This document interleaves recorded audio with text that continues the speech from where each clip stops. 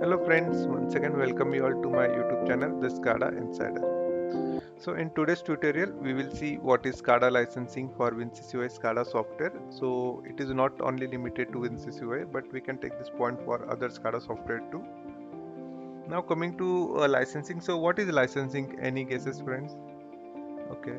The licensing refer to the legal agreement between the SCADA owner, we call it as a licensing, and the person or organization using the software licensee that outlines the terms and condition of the use.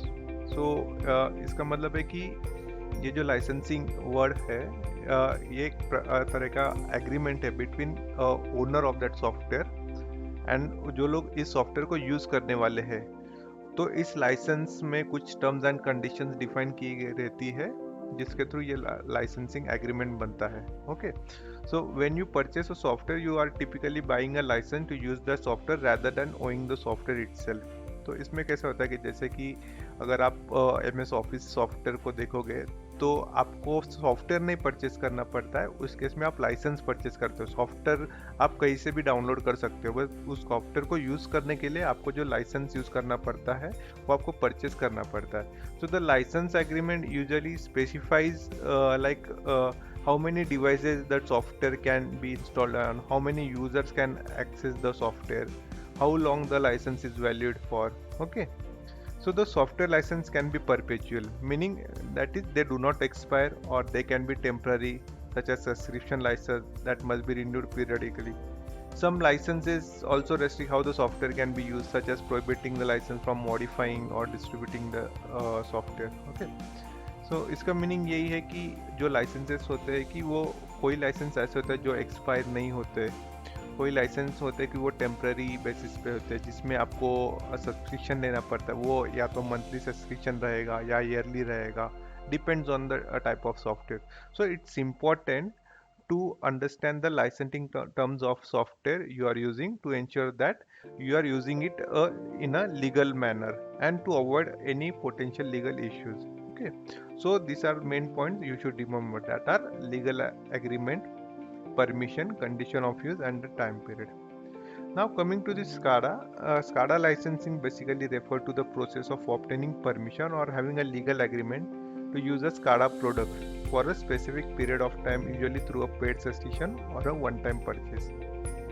तो जैसे कि यहाँ पे बताया गया है कि SCADA आप जब परचेस SCADA सॉफ्टवेयर आपको यूज़ करना है, आपको परचेस करना है, तो आप बेसिकली SCADA लाइसेंसेस को परचेस करते हो।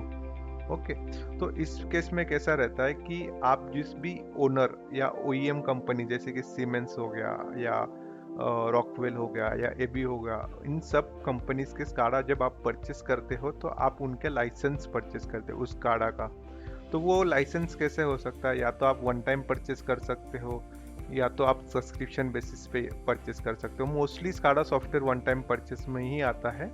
Okay, now we will see like the factors to be considered to purchase the WinCCUI SCADA license.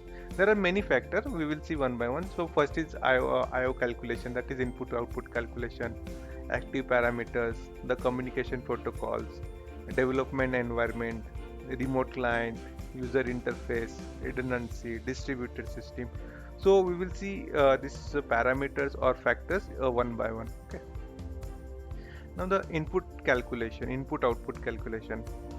तो जैसा हमें पता है जब भी आप स्काडा को परचेस करते हो तो आपका पहला प्रायोरिटी है कि आप कितने इनपुट आउटपुट यूज़ करने वाले हो। तो हम लोग उसको in WinCCUI terms we call it as a data point element. Okay, या आप उसको टैग्स बोल सकते हो या पैरामीटर्स बोल सकते हो। तो अगर सपोज आपके सिस्टम में ओनली मोटर्स है, आपको सिर्फ मोटर का मॉनिटरिंग करना है और मोटर का कंट्रोलिंग करना है यूजिंग स्काडा। तो मैंने एक मोटर का एग्जांपल लिया यहाँ पे। मोटर में आप देख सकते हो कि कुछ इनपुट्स है एंड आउटपुट है। तो इनपुट में भी आप digital inputs and analogue input. So in digital input there are two input, that is motor on and motor off status, जो हम लोग मोटर का रनिंग कंडीशन को चेक करें whether it is in on condition और off condition.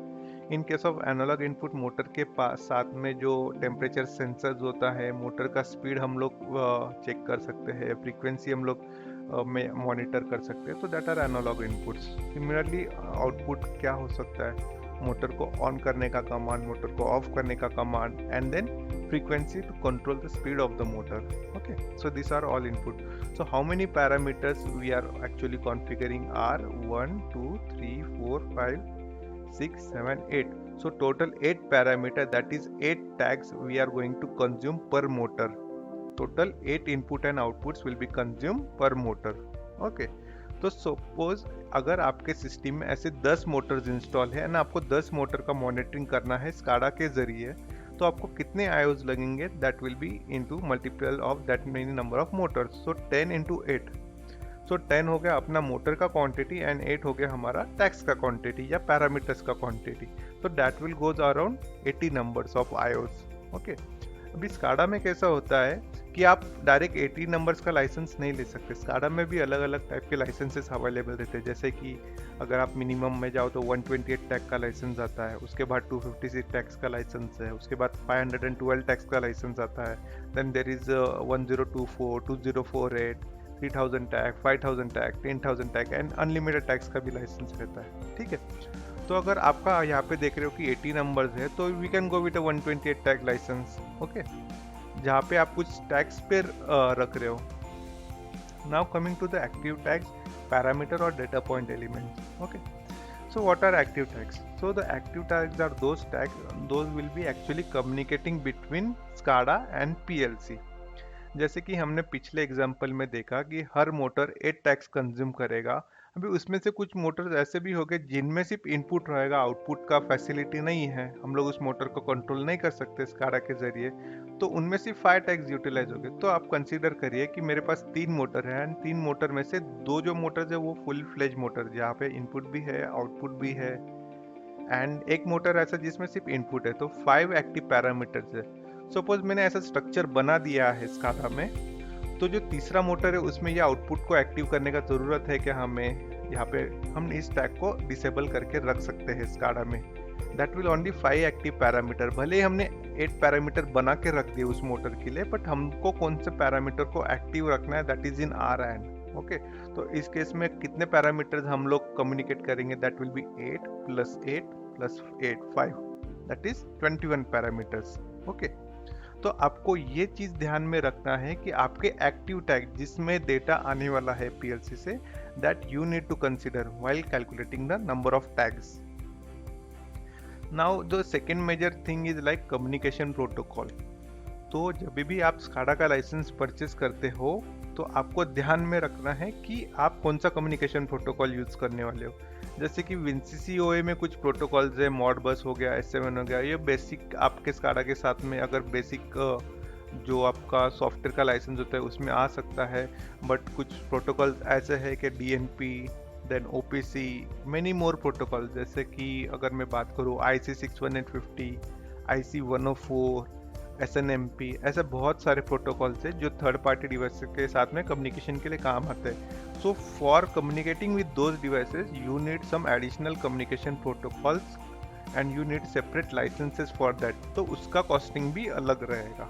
ठीक है, तो आपको ये सारी चीज़ें ध्यान में रखना है. Then coming to the development environment. अभी आपने कम्युनिकेशन प्रोटोकॉल्स का लाइसेंस ले लिया, आपने टैक्स कितना है उसका लाइसेंसिंग का कॉस्ट निकाल लिया, बट उसमें भी 2 टाइप का और चीज़ें रहता है. जैसे कि आपको डेवलपमेंट एनवायरनमेंट का लाइसेंस चाहिए या नहीं चाहिए.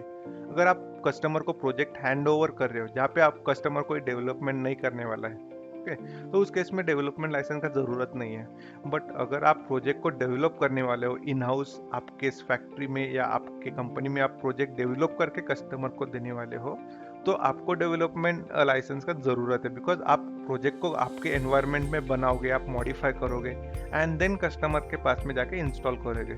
सो you need a development licence. तो आप इसमें क्या क्या कर सकते हो? Screen designing, tags creation, alarms, archiving, user interface, जहाँ पे आप यूजर उनका लॉगिन वगैरह करके स्क्रीन्स देख सकते हैं in the form of HMI. ठीक है, ये सारी चीज़ें हम डेवलपमेंट एनवायरनमेंट में करते हैं. Then user interface. तो यूजर इंटरफेस कैसा होता है? या तो आप सर्वर पीसी में यूजर इंटरफेस देख सकते हो. तो इसमें क्या करते हैं हम लोग? यूजर नेम एंटर करते हैं, पासवर्ड एंटर कर सकते हैं. यहाँ पे ऑपरेटर हो सकता है, सुपरवाइजर, मैनेजर, जो भी यूजर रहेगा. जैसे ही लॉगिन करेगा तो स्काडा का स्क्रीन ओपन हो जाएगा, ठीक है, जहाँ पे आपको सारा प्रोसेस दिखाई देता है। एंड वो प्रोसेस मतलब वो मॉनिटर कर सकते हैं या कमांड्स वगैरह दे सकते हैं। तो ये जो यूज़र इंटरफेस होता है वो आप अलग अलग पीसीज में देख सकते हो। जैसे कि रिमोट पीसी हो गया तो हम लोग उसको क्लाइंट कहते हैं। जैसे कि डेस्कटॉप क्लाइंट हो गया, आपको डेस्कटॉप मॉनिटर्स या डेस्कटॉप सीपीयूज में जो हर एक रिमोट लोकेशन पे डेस्कटॉप रहेगा वहाँ पे आप मॉनिटर कर सकते हो। सेकेंडली, अगर वेब क्लाइंट लिया है तो आप वेब क्लाइंट के जरिए वेब ब्राउजर में लिंक के थ्रू आप उस स्क्रीन को एक्सेस कर सकते हो। तो उसी तरह से यूज़र इंटरफेस के अलग अलग लाइसेंसेस अवेलेबल है। आपको कितने नंबर ऑफ यूज़र इंटरफेस को ओपन करना है, कितने नंबर ऑफ क्लाइंट्स को कॉन्फ़िगर करना है, web client, remote client, desktop client. Okay, तो जैसे नंबर इंक्रीज होते जाएगा आपका, उतने नंबर ऑफ लाइसेंस का कॉस्ट भी बढ़ते जाएगा आपका, ठीक है। Now coming to the last part, we will see redundant servers and distributed system। तो इसका लाइसेंसिंग में कैसा इंपॉर्टेंस है कि मेनी ऑफ टाइम्स जो क्रिटिकल प्लांट्स होता है वहाँ पे स्टैंड अलोन स्काडा सिस्टम नहीं जाता है, वहाँ पे हम लोग रिडंडेंट सिस्टम देते हैं। या फिर जहाँ पे लार्ज स्केल का प्रोसेस ऑटोमेशन है, जहाँ पे बड़े बड़े ऑयल रिफाइनरीज वगैरह, जहाँ पे डिस्ट्रीब्यूटेड ऑटोमेशन रहता है, डिस्ट्रीब्यूटेड सिस्टम जाता है, तो उस केस में आपको स्काडा का लाइसेंस, ये रिडंडेंट स्काडा सर्वर का लाइसेंस लेना पड़ता है या डिस्ट्रीब्यूटेड स्काडा सिस्टम्स का लाइसेंस लेना पड़ता है। तो उस वजह से क्या होता है कि आपका कॉस्ट इंक्रीज हो सकता है। तो आपको जब भी आप नेटवर्क आर्किटेक्चर बनाओगे, आपको देखना पड़ेगा कि मेरा सिस्टम स्टैंड अलोन है या मेरा सिस्टम रिडंडेंट है। तो उसके हिसाब से आपका लाइसेंसिंग का कॉस्ट भी बढ़ेगा। तो आपको ये सारी चीज़ें ध्यान में रखना है। So this were all the factors that you should consider while selecting the SCADA licenses। okay, there are many more other parameters like अगर मैं बात करूँ कि आपका एप्लीकेशन क्या है, उसके हिसाब से मतलब अगर थर्ड पार्टी कोई APIs वगैरह भी इंटीग्रेट करना है तो उसका भी लाइसेंसिंग अलग अलग हो सकता है। that we can see in earlier tutorials। okay, so if you have any queries, if you have any doubts, questions, you can comment in the comment box। okay friends, so this was all for this tutorial। in coming tutorial we will see how to install the Windows SCADA software, we will see the work creating the projects, we will see like tax creation and many more things। so thank you friends, like, share and subscribe our channel। see you in next tutorial, bye bye।